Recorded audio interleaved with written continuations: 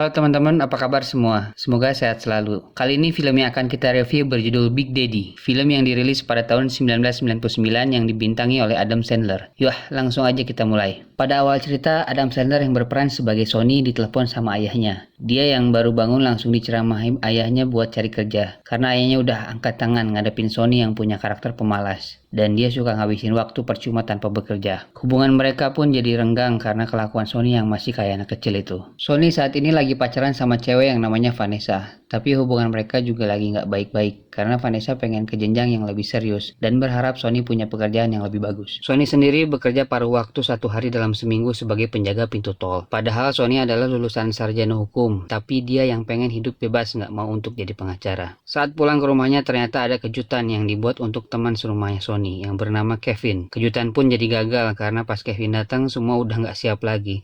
Corin, pacar Kevin yang nyiapin ini semua, jadi bete. Mereka semua yang datang ke acara itu adalah teman-teman satu kampus Sonny dan Kevin. Ada Tommy, Bill, dan juga Mike. Kembali ke Kevin yang lagi bujukin Corin yang masih bete karena ulah Sonny yang udah ngancurin acaranya. Untungnya Kevin dibantu adik Corin yang bernama Layla. Acara itu Corin adain sebagai syukuran karena Kevin mau tugas ke Cina. Tapi Kevin sekalian ambil momen di acara itu untuk ngelamar Corin. Paginya Kevin udah berangkat ke Cina sampai tiba-tiba datang supir taksi yang bawa anak umur 5 tahun ke rumah Sonny. Dia kasih surat yang isinya ngasih tahu kalau anak ini yang bernama Julian adalah anak dari Kevin. Sonny langsung telepon Kevin yang udah ada di bandara. Tapi Kevin ngerasa nggak kenal sama ibu Julian. Dan Sonny pun menyanggupi untuk mengurus masalah ini. Dia coba telepon orang yang dari dinas sosial yang ada di surat itu. Tapi ternyata lagi libur. Jadi Sonny terpaksa harus merawat anak itu sampai pihak dinas sosial bisa dihubungi lagi. Sonny ngajakin Julian keluar untuk main di taman kota dan menonton orang yang main rollerblade. Sonny yang tengil ngarep para pemain sepatu roda itu ada yang jatuh.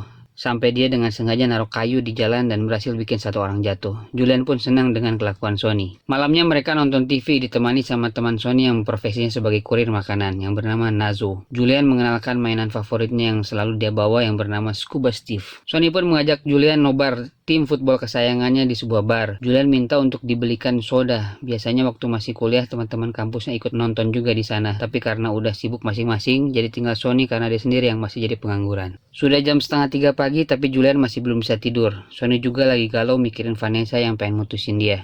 Julian gak bisa tidur kalau lampunya gelap. Lalu Sonny masangi lampu neon box di kamar Julian. Kemudian Julian bertanya apakah Sonny adalah ayahnya. Dan Sonny menjawab bukan. Tapi dia akan cari tahu besok pagi. Sonny nyuruh Julian untuk tidur sambil ngelihat Julian dari luar kamarnya dan mulai menyukai anak kecil itu. Esok harinya, Sonny mengajak lagi Julian pergi ke taman.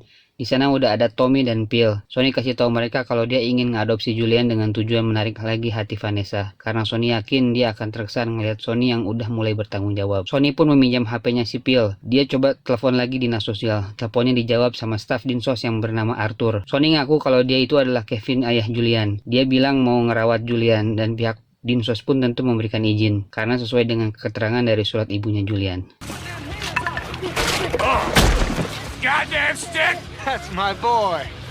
Scene kembali ke rumah Sonny. Saat Sonny sedang tidur, tiba-tiba Julian ngebangunin Sonny karena dia ngompol. Sonny langsung kasih koran di kasur Julian dan nyuruh dia untuk tidur lagi. Tapi Julian yang gak betah dengan spray korannya malah sengaja gerak-gerak yang jadi bikin berisik. Sonny akhirnya nyerah untuk bangun. Julian yang lapar lagi bikin sarapan sendiri, tapi gak sengaja dia numpain susu dan serealnya. Dia pun lari, nangis di pojokan. Saat Sonny mau bujukin Julian, dia injak boneka scuba yang ternyata sengaja Julian taruh buat jebak Sonny. Julian seneng banget kalau Sonny ngerasain kesakitan. Sonny lalu ngajakin Julian untuk sarapan di McD.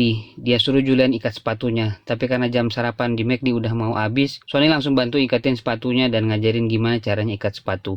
Di tengah jalan tiba-tiba Julian kebelet pipis. Lalu Sonny bawa ke restoran dekat situ tapi si pegawainya songong nggak ngizinin. Karena sebel dan buru-buru akhirnya dia nyuruh Julian untuk pipis di tembok samping restoran. Julian yang takut kalau harus pipis sendiri minta Sonny temani pipis di sebelahnya. Pas udah di depan McD, Julian malah ngajak ngobrol gelandangan di daerah situ. Sonny bilang ke si bapak itu kalau dia berhenti ngeladenin Julian ngobrol, dia bakalan traktir McD. Si bapak pun langsung pura-pura tidur. Begitu mereka sampai di McD, ternyata batas waktu paket sarapan udah lewat. Sonny langsung ngamuk-ngamuk yang bikin Julian nangis ketakutan. Sonny coba ngebujuk Julian dengan nyakitin dirinya sendiri karena dia tahu itu yang bikin Julian seneng. Dia langsung nabrakin diri ke mobil yang lewat. Julian pun berhenti menangis dan tertawa. Dalam perjalanan pulang, Sonny harus menggendong Julian yang tertidur. Yang tidak sengaja Julian pun ngompol di bajunya Sonny.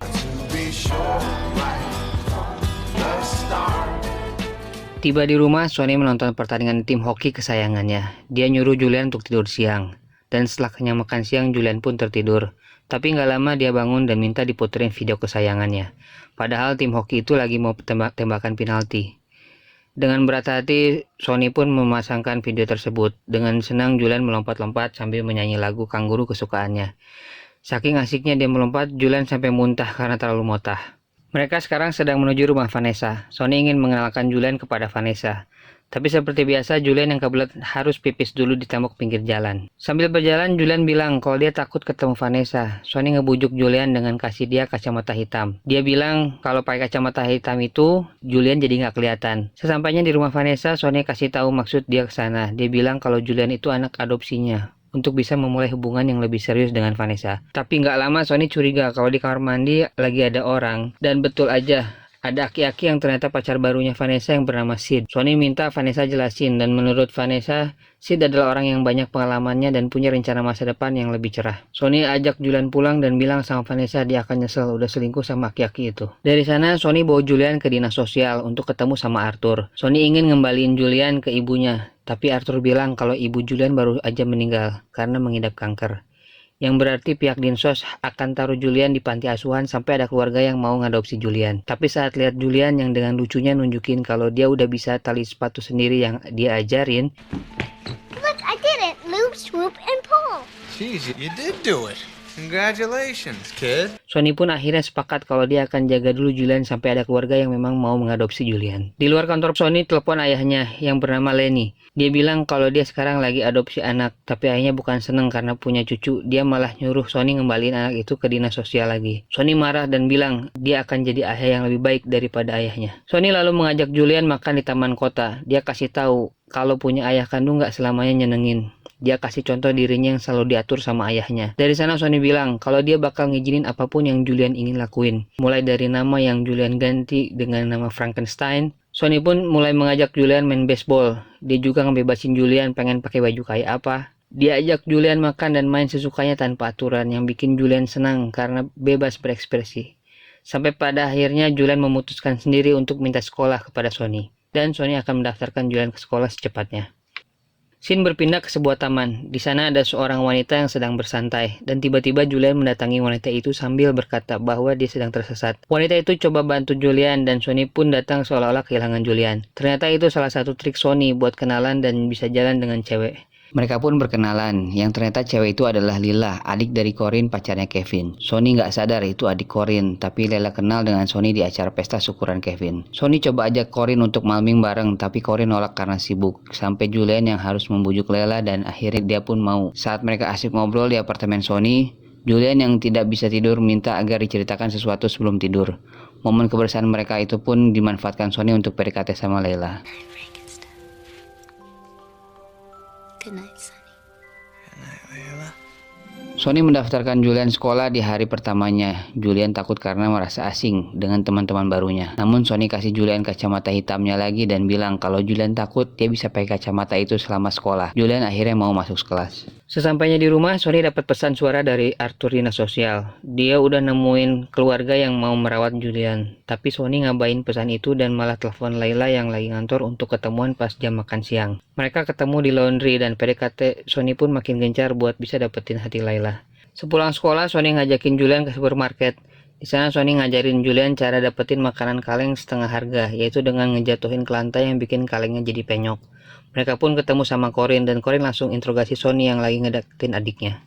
Scene beralih ke restoran di mana Sony ngajak Layla makan malam. Dia nunjukin foto boxnya bareng Julian dan itu bikin Layla luluh. Di tempat lain saat Sony lagi ngedate, Julian ternyata ditemani sama teman-temannya Sony, yaitu si Tommy, Phil, dan Mike. Gak lama si Pak Arthur datang buat mastiin kondisi Julian karena pesan suaranya gak pernah dibalas Sony, dan Pak Arthur minta Sony untuk menghubunginya. Esok hari di sekolah, Sony ketemu dengan wali kelas Julian. Dia bilang sama Sony kalau tingkah laku Julian sangat nakal dan gak sama dengan anak lain pada umumnya. Si ibu guru juga ngingetin Sony buat ngemandiin Julian karena badannya yang udah bau banget. Selain itu, gurunya juga nitipin ke Sony kalau dia akan ikut berperan dalam acara pertunjukan drama. Si ibu nyuruh Sony buat bantu Julian meranin perannya sebagai Benjamin Franklin di acara tersebut. Sepulang sekolah, Sony langsung nyuruh Julian berhenti bermain dan menyuruhnya belajar. Sony juga bikin Julian mau mandi dengan berpura-pura menjadi ayah dari Scuba Steve, mainan kesayangan Julian. Dia nyuruh Julian buat nemenin Scuba Steve mandi dan cara itu pun pun berhasil. Julian akhirnya mau mandi dan sambil memandikan Julian, Sony mengajarinya tentang Benjamin Franklin dan juga membuat Julian tertarik untuk mau belajar.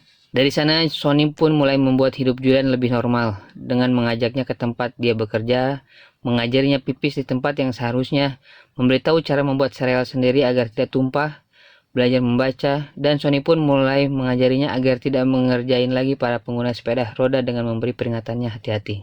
Slow down!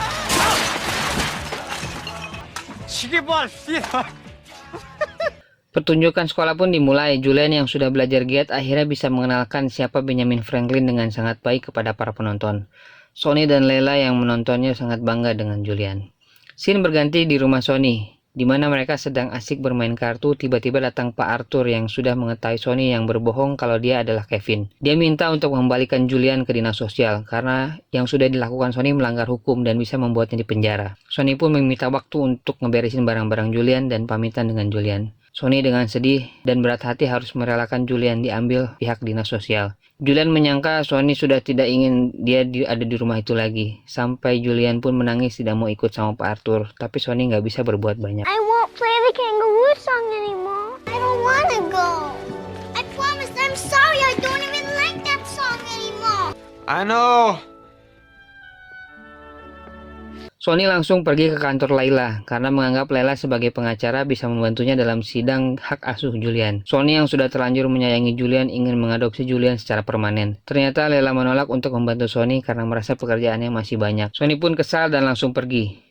Mulailah persidangan hak asuh Julian. Sony ditemani oleh teman-temannya sebagai pengacara. Dan tiba-tiba Leila pun akhirnya datang karena sebenarnya dia juga menyayangi Sony dan Julian. Sidang mendengarkan para saksi tentang siapa Sony dan bagaimana keseharian Sony.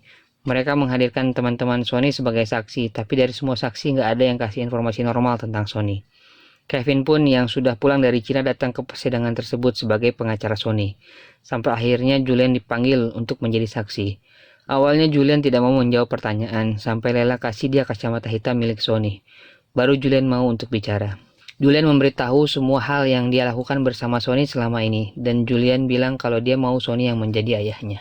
Hakim menanyakan apakah masih ada lagi yang ingin bersaksi. Lalu Sony memanggil dirinya sendiri untuk menjadi saksi dan meminta ayahnya Lenny sebagai penanya. Lenny yang gemes sama anaknya malah ngejelekin dia di depan persidangan, yang nambah kecil kemungkinan Sony mendapatkan hak asuh.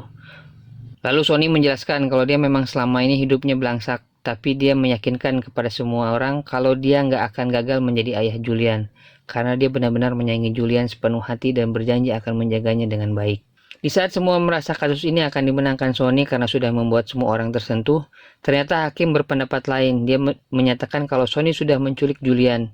Jadi bukan hanya tidak mendapatkan hak asuh Julian, namun dia pun terancam hukuman penjara. Dan saat Sony akan diborgol, Kevin tiba-tiba bicara kalau dia baru sadar Julian memang anaknya.